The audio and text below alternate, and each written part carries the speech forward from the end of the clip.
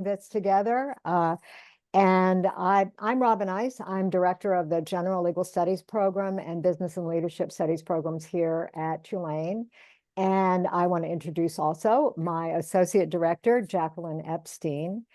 For our attendees, we're glad you're here. Thank you for signing up. Thank you for coming. This is going to be transformative for you, I think. And so much great information from our wonderful panel. I now want to introduce Lisa Hoover, who put this together. She's one of our newest faculty members in the General Legal Studies program, yay. And I'm going to hand it over to you, Lisa, to do the honors of introducing our panel. Thank you. Thank you, Robin. I want to thank you, and I want to thank Jacqueline, and I want to thank Anne, and I also want to thank Andrea Sagnard, who did the flyer. It was just beautifully done. So thank you, all of you, and I really appreciate the support and us being able to put this on for our students. Just a little backstory for those that are attending. So about a year and a half ago, I was sitting at Equest Stables watching my daughter who rides horses. And I was sitting there next to a gentleman who happened to be named Julian Sosby, and his daughter also rides horses and a very good friend of my daughter. And I said, so how did your daughter get into riding horses? And he said, well, you know, my mom rides horses, and she's kind of the one that kind of got her granddaughter into riding horses. And I said, well, who's your mom? And as it turned out, mom was an attorney. Mom just happened to be director of the School of Professional Advancement General Legal Studies program at Tulane. And that happens to be Robin Ice. And so I said, I would love to connect with your mom.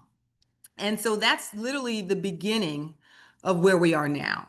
And I just share that story because just kind of full circle moment, it's just a reminder that relationships are important. And those random encounters are always opportunities for us to build relationships. So as you're listening as paralegals in the Paralegal Studies program, just keep that in mind. Any relationship that you have, however random it is, you never know where it could take you and lead you. With that, I want to just share with you that I am a former paralegal. After graduating from college many years ago, I worked as a paralegal for a year before I went to law school. So this is a full circle moment, being able to come back here and have this wonderful panel share with you how you can leverage your superpowers to get into this field of arbitration, mediation, alternative dispute resolution, I should say. And just to give you a little background about me, you have the benefit of our bios, but just want to highlight a few things. So I was a paralegal for a year, then I went to law school, then I became a prosecutor. After being a prosecutor, I transitioned over to insurance defense. That was something that a lot of prosecutors did. They would go into insurance defense because it allowed us to learn the civil litigation side. And so you could have the full circle where you've had the criminal and now you have the civil. After that, I got married, got pregnant on my honeymoon with twins, realized, wow, being in corporate America was a little chaotic with twins. So I decided to hang out my shingles and start my own law practice. That was about 20 years ago.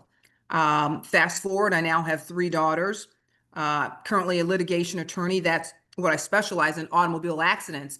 But as a collateral source of income, I'm also an arbitrator with the AAA panel. And it's a very specialized niche where I arbitrate automobile accident cases with the AAA panel, the American Arbitration Association. They are underinsured or uninsured motorist cases, which again is a very specific area. And these cases are all out of Chicago, one of the 5 areas that I'm licensed to practice in, because I'm licensed in 5 states. And these cases all come out of Illinois. So I just share that as you maneuver in your career, I want you to look into your toolbox and identify what's my niche, because that's going to be how you're going to leverage that superpower as you move forward. With that being said, I also want to say that I'm the chair of the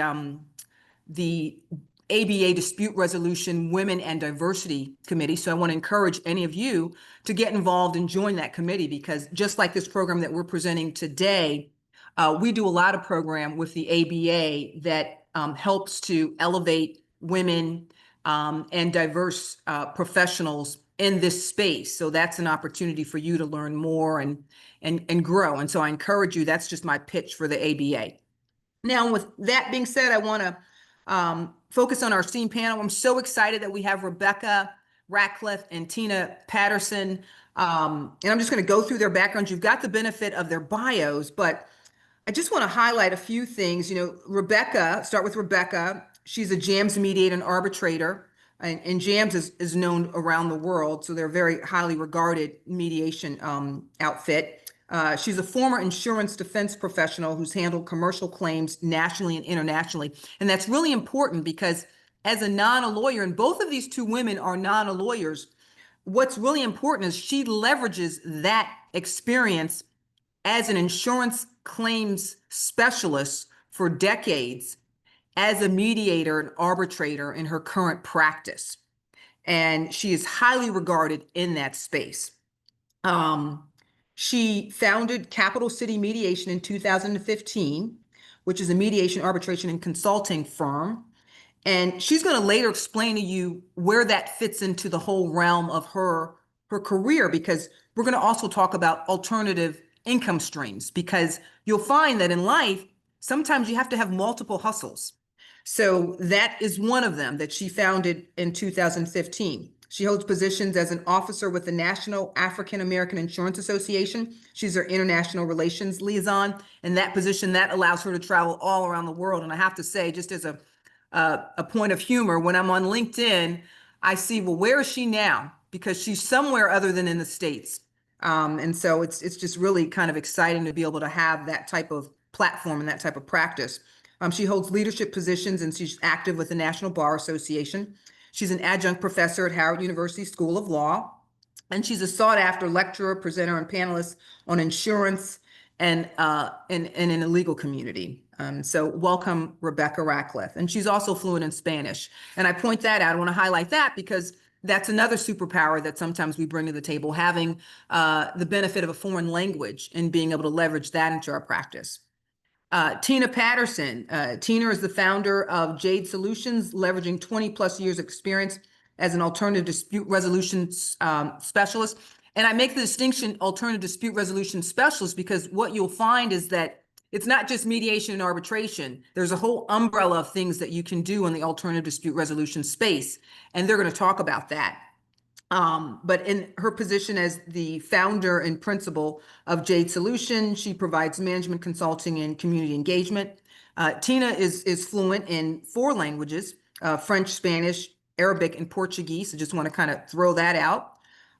She serves on a panel of rosters for AAA, the American Arbitration Association, CPR, FINRA, and the DC Bar Attorney Client Arbitration Boards. And she'll go and explain to you what those different acronyms mean, CPR, FINRA. We don't want to get too academic. Some of her notable accomplishments, she's a International Mediation Institute qualified mediator, so she can mediate internationally. She completed part of the graduating class of 2023 to 2025 of the College of Commercial Arbitrators Associates program, CCA. And that's a highly regarded organization that is limited to just alternative dispute resolution specialists who meet very strict criterion. And there's a 2-year fellowship program that she went through, and she's a part of that. She is currently a fellow with the Chartered Institute of Arbitrators, and she's one of only a small group of non-lawyers, which is really significant because what you'll find in the arbitration space is a lot of times they want to bring in lawyers, but the tide is changing. We're seeing more and more instances where non-lawyers who are leveraging a specialization come into these spaces and are even more impactful and even more effective than lawyers. She's former chair of the ABA section of state and local government and judicial committee. She's been involved with the alternative dispute resolution committees, and she's currently she's on the ABA dispute resolution section council, former chair of the ABA dispute resolution women and diversity committee as well. So she's been very active with the ABA. Welcome, ladies. All right, let's start because I know I've rambled on for a long time. That's 10 minutes. So we've got 50 minutes to kind of powwow through this and then leave some room for questions, which I guess will be in the chat. ADR did not start with lawyers. That's a thought I want everyone to keep in mind. It did not start with lawyers. With that being said, Rebekah and Tina, describe your journey in arbitration or mediation or dispute resolution path, how it came about for our group. Well, I guess I'll jump in. I will say I'd love to hear. Tina's one of my best friends, so this is a real honor to be on this program with her and with you, Lisa. And you mentioned relationships, Lisa. So I'll play on that as I talk just a little bit about my journey. I spent over 25 years as a commercial claims professional, as you described it from my bio. What that career did for me was it equipped me with the subject matter expertise that I have coming into insurance focus, some employment, some civil rights, mediations and arbitrations.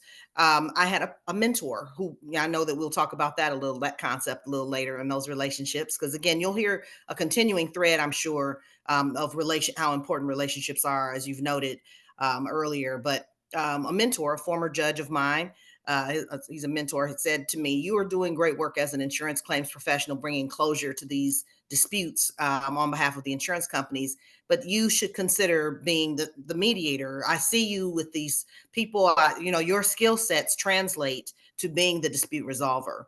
And so I took that to heart. I'll tell you, I had spent, again, over 2 decades as a claims adjuster, most of the 50 states and internationally. And I really loved what I did. So what I ended up deciding was that I would take the favorite parts from that role, the case evaluation and negotiation, and take it into an ADR career. As a non-lawyer, I will say that it has been very difficult. But back to relationships, I worked very hard on promoting myself. But one of the ways I did that was to join the National Bar Association and the American Bar Association, and I brought my gifts. So when you come into the industry and you're willing to give, if your mindset is on giving and not taking, you will automatically, what you receive will be a byproduct of bringing your gifts to these spaces. And that is where I met Tina Patterson and you in the American Bar Association. I'll mention also, I sit with Tina. I have the pleasure of sitting on that the Dispute Resolution Section Council with Tina for the National Bar Association. I'm the first vice chair of the Alternative Dispute Resolution Section. And I mentioned those titles because just keep in mind, this will be like a real talk because Tina and we just tell it like it is. I can't eat titles. So understand that it's not about the titles. It's about bringing your gifts so that you can be visible in these spaces. And as a non-lawyer, it's absolutely necessary that we stay visible. So what I also began to do was a lot of speaking and publishing, and I speak all over the world, as Lisa has said. I have the pleasure of having built relationships throughout my various trade associations, and I'm the secretary of the National African American Insurance Association. So again, it's important to strategically weave together your different areas of work. When you define your area of expertise, I will say play to your strengths, because you can be a jack of all trades and a master of none, and it's hard to build a brand if you don't have, you need to be a specialist in something. But then the consulting piece of my business, which we'll again talk about different income streams, is also a way that I diversify income, but I also am able to share my knowledge. So I'll stop there. Okay. Lisa, And Tina, share your journey. How did you certainly. segue Thank into this you. space? Thank you for having me here. I'm going to do two things before we say anything else, since you mentioned relationships. One, I'm going to acknowledge I have a family member who wanted me to be a Tulane grad, so I'm going to shout out to my mom first and foremost. But more, I want to talk about what Rebekah said regarding us being friends. The way that we know each other is because of a gentleman named Chuck Crumpton. He lives in Hawaii, so he's probably asleep at this time, but he is the one that made that connection. He saw that there was synergy, and he wanted us to meet one another.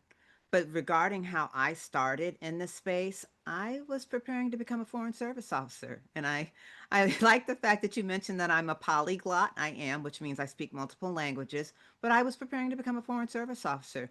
And I was reading one night doing my studying, and I saw an ad in a magazine for a graduate certificate in alternative dispute resolution from Southern Methodist University. Now, this is 1990ish. Don't ask me the exact year, please. Um, but this was in the late 1990s, and there were very few programs that had master's degrees. And I thought this certificate will make me a competitive Foreign Service Officer candidate. And for those who aren't aware, there's two parts to the, or at that time, there were two parts to the exam. One was a written exam, and then you had an oral, or what they call a démarché. And it was an all-day effort where you were asked everything. You were put in a scenario, and they wanted to see how you would react under stress.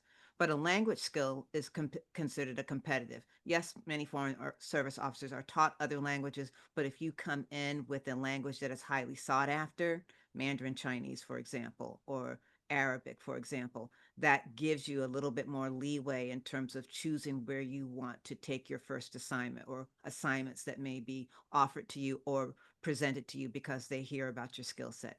Nevertheless, I sat for the exam several times, and I passed one part and didn't pass another. And about that time, my mother contacted me and she said, "There's been bombings at all these US embassies. Why don't you find something else to do?" In the meantime, I was enjoying the alternative dispute resolution program at Southern Methodist University. And it was my alternative dispute resolution professor, specifically these two, the mediation instructor and the arbitration instructor, that approached me and said, "Well, have you thought about being a mediator? Have you thought about being an arbitrator?" And my first response was, "No, I'm going to be a foreign service officer."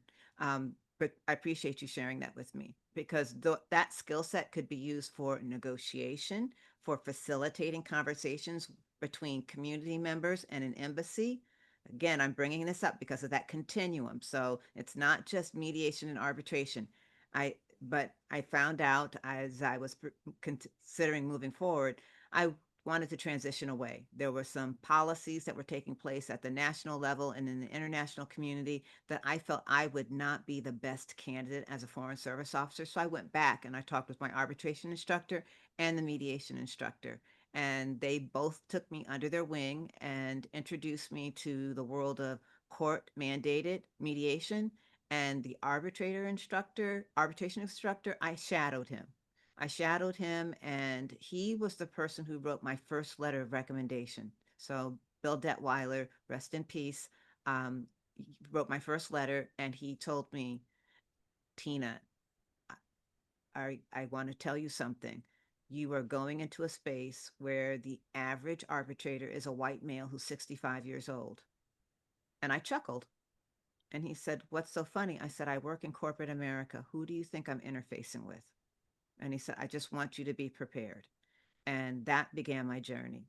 And my first arbitration case was with an organization called the National Association of Securities Dealers.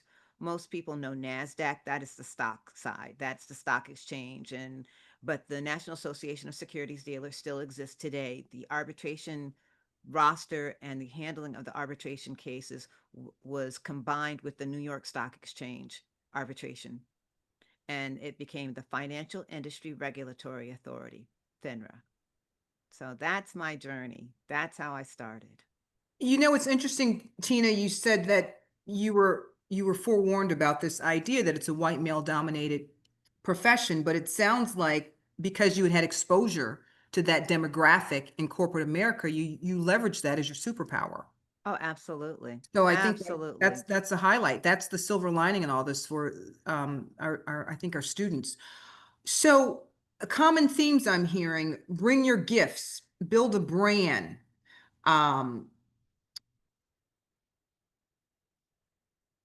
If you had to give a 12-month plan to our paralegal students who are sitting here listening to you today, what would that plan or assignment look like for them, being able to leverage their background as an asset in working towards being a neutral mediator? So give them a plan, a sort of a 3 or 5 step plan for the next 12 months that they could implement using their gifts, whatever their superpowers are, to move into this space. Well, it depends on what their background is. I'm guessing that maybe there are some students who are non-traditional and may have had a career before now, and then there are some who maybe have not. Not sure. Well, it's the professional school, so I'm going to assume, yeah. Mhm. So you have an area of expertise. You have an area that you've worked in. You've leverage your body of work. The first thing, though, if you plan to enter into the alternative dispute resolution space, is to get training. There is specific training available to you, probably in your state. It usually is a 40-hour program, and I would advise you to. Tina mentioned it. There are certifications. There are programs you can look into, but certainly get trained for mediation and arbitration.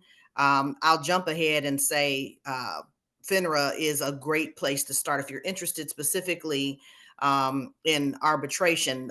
Tina and I are Explain both what former, FINRA means to them, the acronym. oh, financial regulatory authority. Tina mentioned it because it morphed from a different from a different name, but it's the securities, and coming from the insurance and financial services industry, it was a next logical step. They do have a couple of classifications: public, private. And right now I can't remember which one I am, but I had the background in financial services.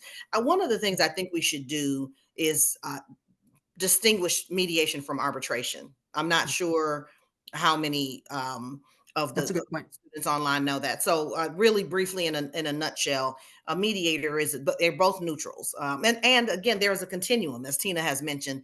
There are more ways to engage in conciliation other than just mediation and arbitration. But for the moment, and because I don't want to do all the talking, and I know Tina has a lot to contribute on this topic, I'll just focus on mediation and arbitration. So, in a nutshell, a mediator is a person who is a subject matter expert in the area that is being presented at mediation. It is a hearing, but it is alternative to trial. Both mediation and arbitration are ADR, alternative to trial, alternative dispute resolution. In mediation, as a mediator, I'll just speak from a personal standpoint. I don't have any authority. I don't get to tell them what to do. I'm a neutral who is guiding them in a facilitative style through their negotiation process. They have sent materials, information to me. Ideally, I have spoken to the lawyers. So it's lawyers bringing their clients in dispute to a neutral third party to help them work it out. And the way we do that is we facilitate the messaging. We interpret by listening, active listening. We're paying attention to what they say and what they need.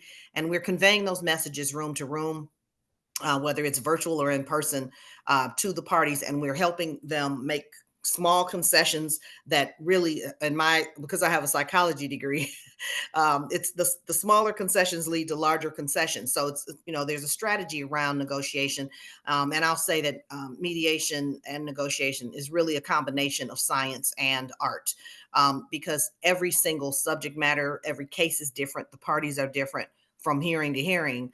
It's important to have a discerning ear and to do a lot of listening. So all I have is influence. I don't get to tell them what to do as a mediator. As an arbitrator, there are two kinds of arbitration. Well, there's more than two because there can be intracompany, which is different from what Tina and I do. But binding or non-binding arbitration, I'll make a quick distinction. A non-binding arbitration means I make a decision as an arbitrator based on evidence that's been presented to me. Arbitration is less formal than trial, but it's been compared to trial because we can subpoena people and records. We swear people in. There's evidence, and our decisions as arbitrators are made solely on the information, the evidence that is presented to us. So there can be, again, non-binding means if they don't like my decision, they can say I don't like it. But I only do binding arbitrations. As an arbitrator, the definition of arbitrator is private judge. So we actually are private judges without law degrees, never been to law school. And so they bring the evidence, we make a decision. I won't bother to go, I won't pick apart the process, but that's the basic difference. A mediator doesn't get to tell them what to do. An arbitrator makes the decision. We are the arbiter, literally. So I'll make that distinction. But yeah, so training, I guess, if you want steps from me, and Tina will fix whatever I mess up. But I would say, make sure that you define your subject matter area. go through the training, get registered with the state or whatever that process is. In some states, it's the licensure. Here in Georgia, my mediation certification or registration with the Supreme Court of Georgia is a licensure. In Florida, it is not. In Texas, it is not. It's referred to as a credential versus a license. But then when you go through that, I would say join a bar association, even if you join one at a time. It could be your local bar association. The National Bar Association and American Bar Associations both have local affiliates. And I would say get familiar with people in that field of work in your immediate area if you are not equipped to travel to conferences through big organizations like the ABA or NBA. Tina, what are your thoughts? Oh, thanks, Rebekah. You covered a lot. I'm going to say this. So, I was a non-traditional student when I got my graduate certificate. I had already been working, and I was working in information technology. I worked for a travel technology company. I won't say their name, but what I started out as a field rep and later became a product manager for a $3 billion portfolio of products and services that are still used today. And then I transitioned from commercial sector, private sector, and software development to working for the federal government as a federal contractor. My first project was with the Department of State, and we built a project for the President's emergency plan for our AIDS relief. So software development was my jam. It still is.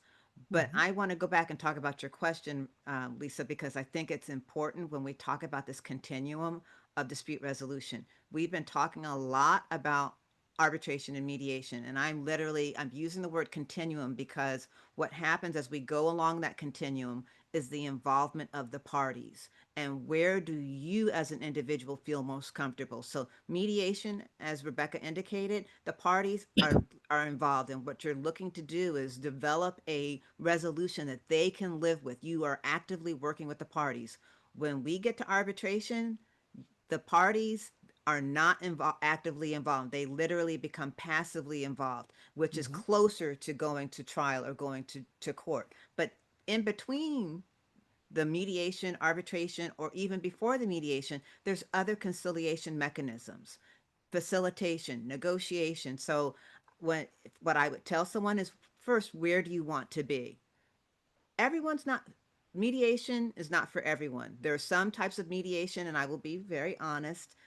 Sometimes divorce mediation doesn't settle well with me because there's a lot going on. There's a lot of emotion coming to the table, and that's not for everyone. Some people don't like arbitration because they really want to engage the parties, and in arbitration, that's not possible.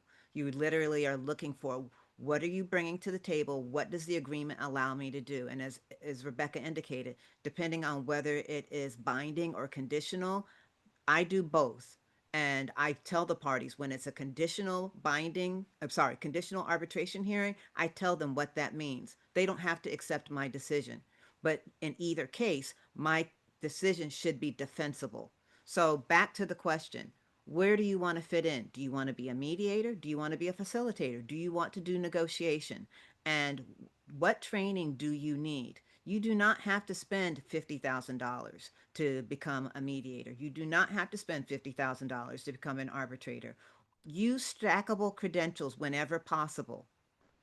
So if it means you take a course here and you take another course here, and the two together provide you with what you need, look at workforce development programs. There are courses that have medical Spanish, legal Spanish. Take that course if that's what you think you're going to be doing. You're going to be engaging with the community that needs that skill set, or you need that skill set to be good in space. And Lisa interviewed both of us and asked about language, and I said I'm hesitant to say that I'm fluent because my vocabulary in English includes the terms for arbitration and mediation.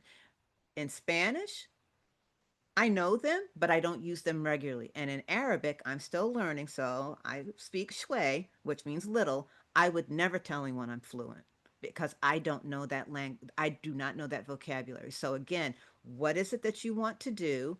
Do you have either the background, the knowledge, the expertise and experience count for a lot. What do you need? And again, it does not have to be, you have to commit to a 50,000 or 4-year full-time program. When I got the graduate certificate at Southern Methodist University, I used to leave work at 4 p.m., drive to class. Class ended at 8:30, 9 o'clock, and then I drive home and go back to work. When I got my master's degree, I flew. I flew from the East Coast to the West Coast. I got my master's degree at Pepperdine University. I transferred my credits from my graduate certificate to my master's program. So while I was still transcon back and forth, I held my full-time job, and under no circumstances did I stop working, because I, at this point, was a non-traditional student, and I needed to take those skill sets that I had to keep me with some type of income so I could pay for school and also be able to eat lunch once in a while. So this is literally for the non-traditional student. Be creative and ask those questions. Can I use that credential? The credential that I got at this school, and folks, it does not have to be the traditional school of law. It could be a program in professional studies. It could be at a community college, but make sure it's something that's either transferable or what we commonly call a stackable credential. I hope I've answered your question. If not, I'm happy to elaborate. You did. Thank you. And I'm glad you brought up the point about in leveraging your superpowers, it's important to know what your personality is. And so then you make a decision. Is it arbitration? Is it mediation? And Rebekah, thank you for breaking down and defining what each of those different practices are. With that being said, we are going to move on to discussing building credibility, mentorship, and networking. But before we do that, can one of you explain, because you mentioned the continuum, arbitration, mediation, can you just describe to our group the ombuds process and how that's Sure. different So on that continuum? on that continuum is ombuds, and thank you for mentioning it. Ombuds has been around since in the U.S. about 1965, 1967. The term ombuds, or the position of an ombuds, literally comes from Scandinavia, and it's literally a person who works as an advocate. And let me be really clear about what I mean by an advocate. Here in the U.S. we have organizational ombuds and we have independent ombuds. And what the ombuds does is they come in, the person will approach them and say, I have a scenario. Can you help me? It is a confidential matter between the ombuds and that person, and they'll do intake. What is it they need? And they'll offer resources. These are some resources. And then they'll ask, explore the resources. What would you like to do next? What happens as an outcome could be mediation. It could be that the person needs to exit the organization, but under no circumstances does the ombuds disclose to others. Now, the ombuds will keep a track of who came in, and if it's an institutional ombuds, they may say, in the past 6 months, we've had 6 individuals come in, and we're seeing that there's a trend that we need to have more education regarding workplace, workers' compensation.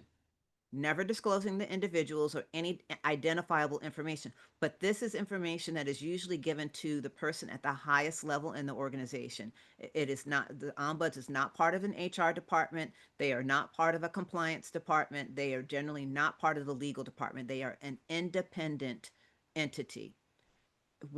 So we see them in the federal sector as well, and those ombuds can literally take on everything from workplace concerns to, if you are a business and you've submitted a response to a solicitation and you feel that you have a complaint that you want to register, you might go through the ombuds.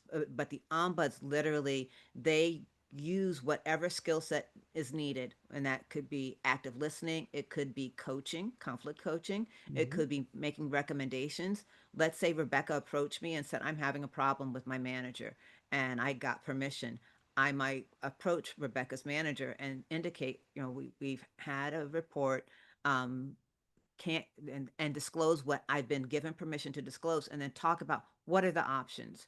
Could it be that that manager needs some coaching, or is it a bigger issue where I need to consider, is it appropriate to talk to the manager because the person's in a protected class, meaning their age, their race, their ethnicity, or because of a health status, or they're under the auspices of the Americans with Disabilities Act, in which case I, again, may not say anything to that manager, but I might alert the organization that the ADA protocols are not being met.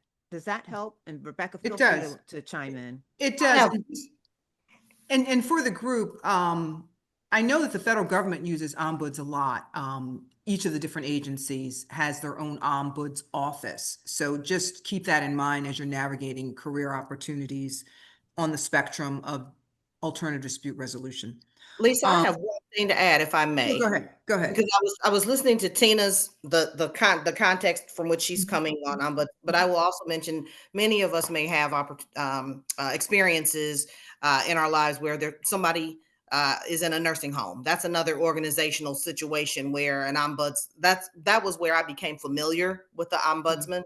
My mother was in a nursing home, and so in that context, the ombuds person is as exactly as Tina has described, an advocate, but a person who can facilitate investigations when the family complains about something, to the nursing home, for instance.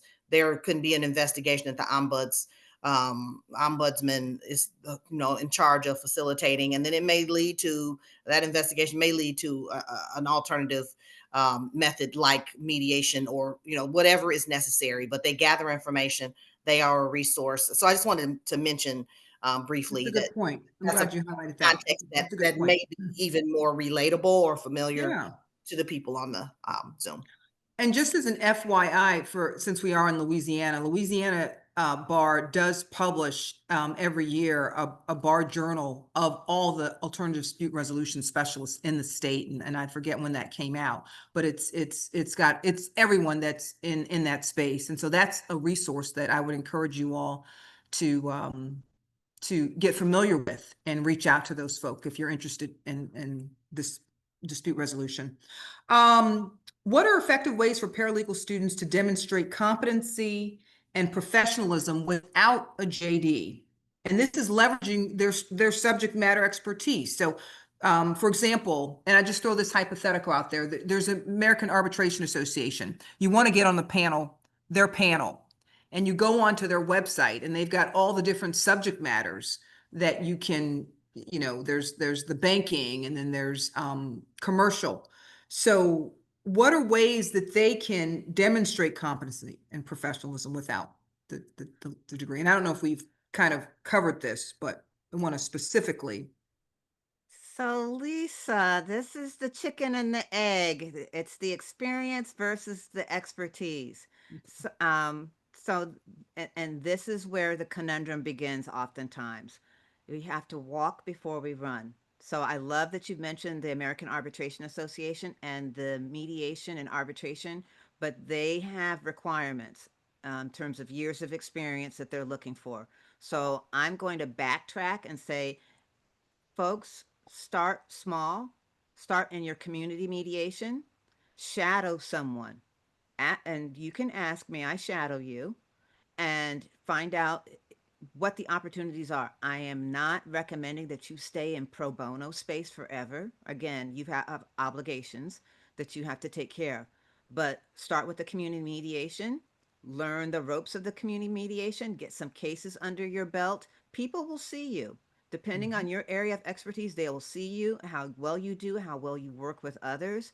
And it starts with, hey, Rebekah, I saw Lisa. She would be ideal. I know we're looking for a speaker for that conference. Oh, I'm writing it. I'm the chair of this particular journal. Do you know anybody who has expertise in that? Well, sure, Ann does. Let's reach out to Ann. That's how it begins. I want to be clear about that because I've seen people get very upset and feel that someone is literally attacking them, and the gatekeepers will be gatekeepers.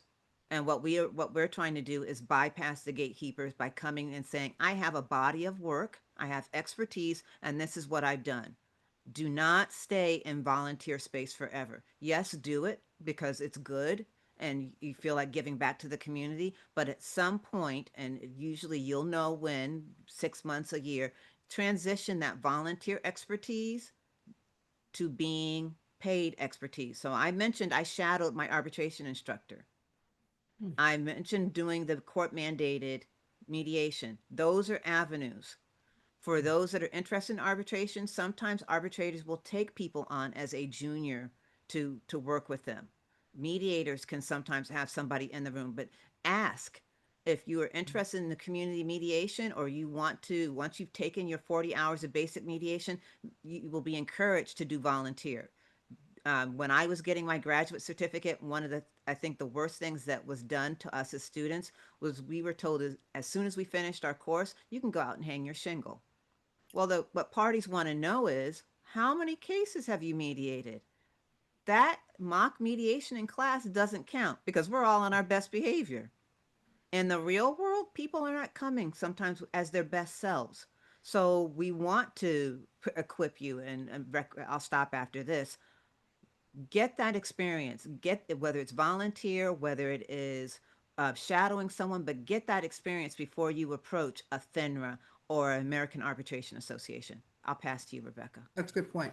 Rebekah? Yeah, I will say, so Tina and I, as usual, are in sync, because surely I had written down experience versus expertise in the notes that I'm taking as we have this conversation. Great points.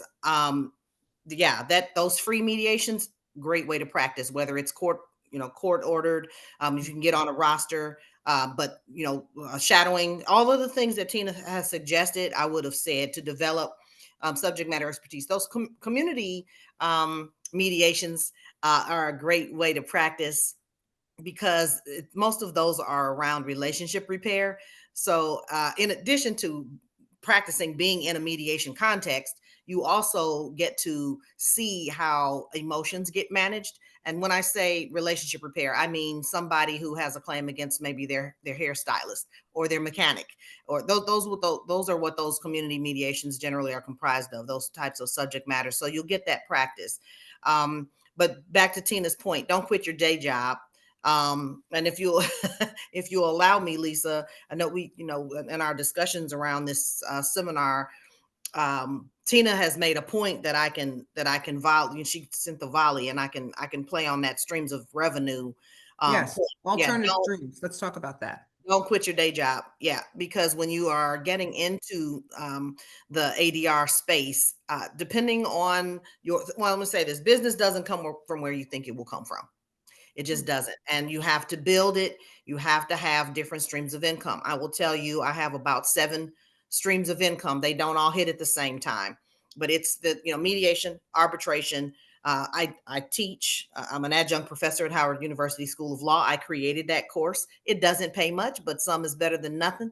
I teach my course in the spring. And that's when Tina and I play. If you've ever seen the movie Thelma and Louise, that's who we are when we're riding around the Washington, D.C. and Maryland areas, eating up all that we can before I get back on my plane. It's, that the teaching, the speaking. I am a paid presenter and lecturer. I just left Austin, Texas a couple of weeks ago. I was brought in to teach at a credentialing seminar. It was a day conference, and I did 3 hours worth of training, 2 segments of 1.5 hours each. Then also under my consulting, there are different things that I do as a consultant. And I will say this: as you establish yourself, I have 2 LLCs. One is the mediation company, and the other is the consulting company. I can do anything under that consulting company that I want to. It's a broader net, and it's they are not, one is not the subsidiary to the other, or officially or legally a DBA or anything like that. But I have probably 3 or 4 streams of income under the consulting company. And that's where my certifications come into play. Maybe the only person with more certifications than I have is Tina Patterson. But I'm an MBE, DBE, FBE, ABE, African American, DB, We Bank, and everybody else. So it's good to have these certifications because you've been vetted. The process that you have to go to get vetted is really it gets you prepared for corporate and government RFPs. So again, credentials, building your credentials, but having different streams of income to feed your family, because in my house, we like cheese on our burgers. So, and that's why I also said I have a lot of titles. I've won a lot of awards, but I can't eat that. And I think sometimes when we get into these spaces, people are going after, you got to keep the main thing the main thing. I'm not ever going after an award. I win awards because I excel in the spaces that, where I choose to be. And I'm, around excellent people like Tina Patterson, like Lisa Simpson Hoover. And so, but that is again, it's a byproduct. It's a cherry on top. When you are serving in a capacity where you highlight and display and exhibit your skill sets, that is where everything really all comes together. So, yep, I'll stop there. I love your point about you created the course at Howard and Howard Law, and that's how you're teaching it. And I just want to just kind of emphasize that to our students, that create your own table and then bring people to that table. And so just be thinking of ways that you can create opportunities for yourself. And I do want to talk a little bit about mentorship. I think we've kind of covered that. One of my questions was what professional organizations support non-attorney mediators and arbitrators, but we've already mentioned that the ABA, the American Bar Association, and the National Bar Association are organizations that support that, because you're both involved and engaged in both of those organizations. So I don't want to touch on that, but I do want to talk a little bit about this idea of creating, and how our students can leverage their superpowers and whatever their subject matter expertise might be. For those that have a subject matter expertise, recognizing that some of them don't, how do you use that to create opportunities for yourself outside of Louisiana that may have some limitations, where you have to be an attorney to get into some of these practices? How do you use that, leveraging technology and recognizing that obviously now we're moving into a space, and not specifically with AI, but just technology and Zoom and the platforms there? Sure. That makes sense? Lisa, it does. And Lisa, I'm going to back up just for a second, because I think there's another organization that we did not Didn't mention, mention. and have both been involved with at some What's that? point. It is the Association for Conflict Resolution. Oh, wow. It used to be Okay. called the Society for Professionals in Dispute Resolution, but it is now called the Association for Conflict Resolution, ACR. And I'm mentioning them because ACR in the late 90s, early 2000s was an organization where many non-lawyers were involved as mediators, arbitrators, facilitators, negotiators. And it still exists today. We have talked about the American Bar Association, and we've talked about the National Bar Association, which is great. Mm-hmm.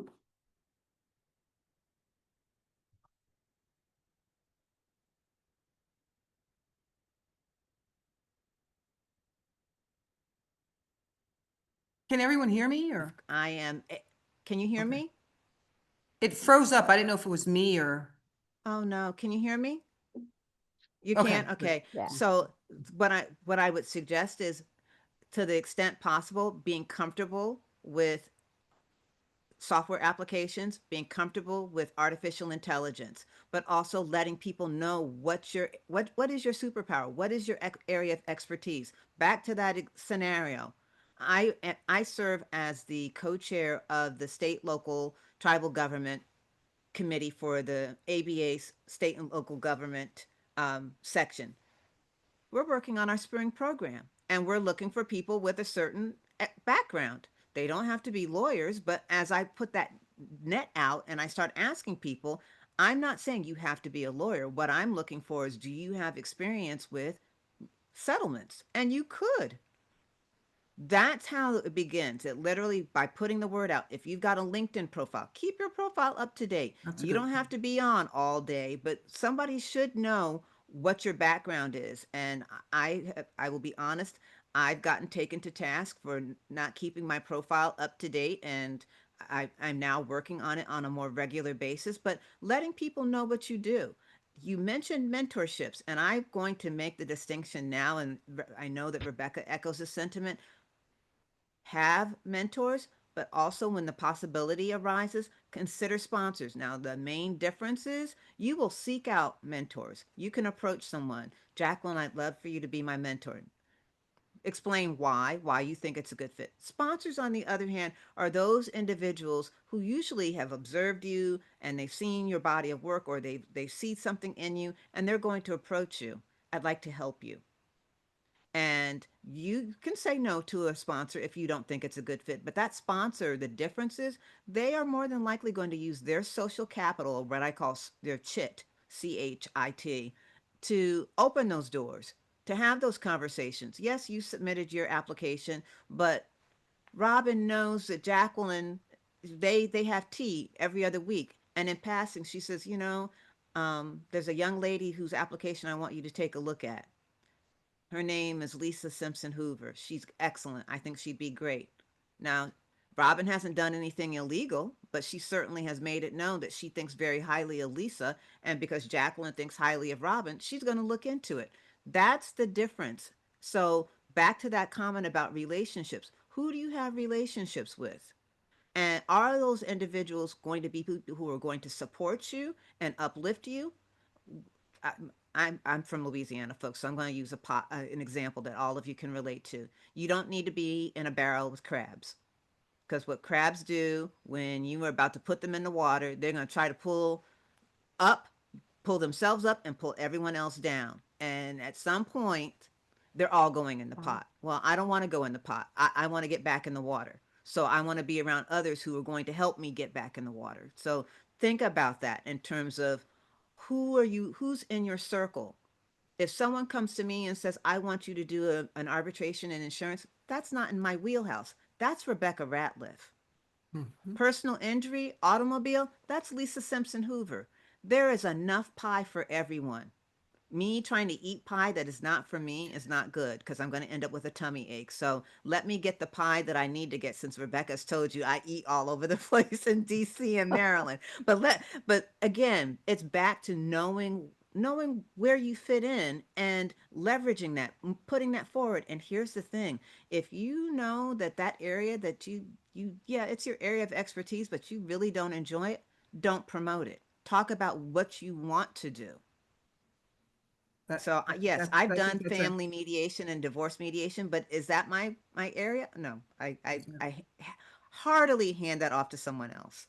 Yeah, I agree. I'm licensed in those areas, but I don't emphasize them because I don't enjoy facilitating negotiations where the emotion is high on both sides. Yeah. That's why I don't emphasize family mediation. I'll only add to what Tina said on mentors and sponsors with this small point. Mentors, as she has said, you can approach mentors. You can ask somebody to be your mentor. Be very specific about what the time frame is that you're asking them to commit to, and then the mentee drives the relationship. The times, well, we Yeah. need to meet quarterly or every month or every other month. But the mentee should be driving that, because the mentor may be busy and not able to. And that's not their role. The last point I'll make about a mentee is pay attention to your mentor and what they are looking to do next. Ask, is there anything I can do for you? Or observe and be on go when they ask. Be ready to step up. Always lead with yes. And with regard to the difference between mentors and sponsors, my approach to the explanation of sponsor includes what Tina said, because they may identify themselves or they may not. Commonly, a sponsor is a person who is speaking on your behalf, and you don't actually know it. And I go a step further and say you cannot ask somebody to be a sponsor, because they are, as Tina has said, lending their relationship capital to you, and you have to be worthy of it. So a mentor you can approach, but a sponsor you should not. That's a good point. I do want to leave some time for questions. So we do have one in the chat. Robin, do you want to address that or? Sure. Okay. Yeah. Our questioner says, thanks for sharing, really great info given to us, and it's appreciated. I'm a non-traditional working student currently in a rural area. So my ways to gain hands-on experiences are limited. Do you feel as if shadowing, say, a court reporter agency is helpful within the legal career to become exposed to different parts of the legal space?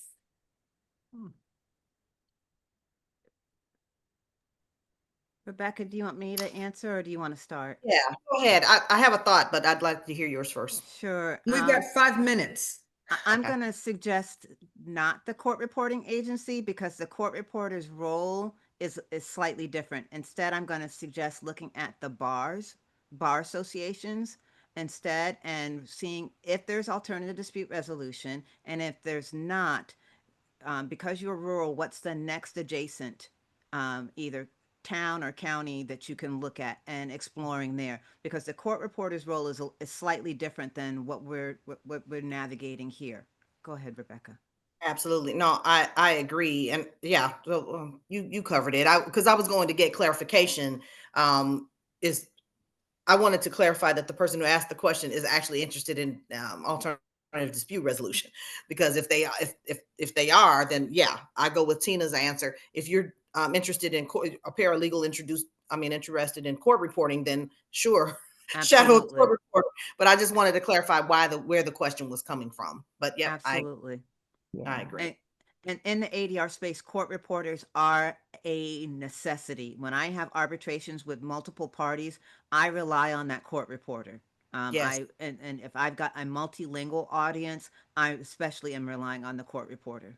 So Yeah. if that is where the person is heading, absolutely. They want to be a court reporter. Please do not give court reporters short shrift. They can make or break how a hearing proceeds. Mm-hmm. Yeah, makes a that lot of sense. Yeah.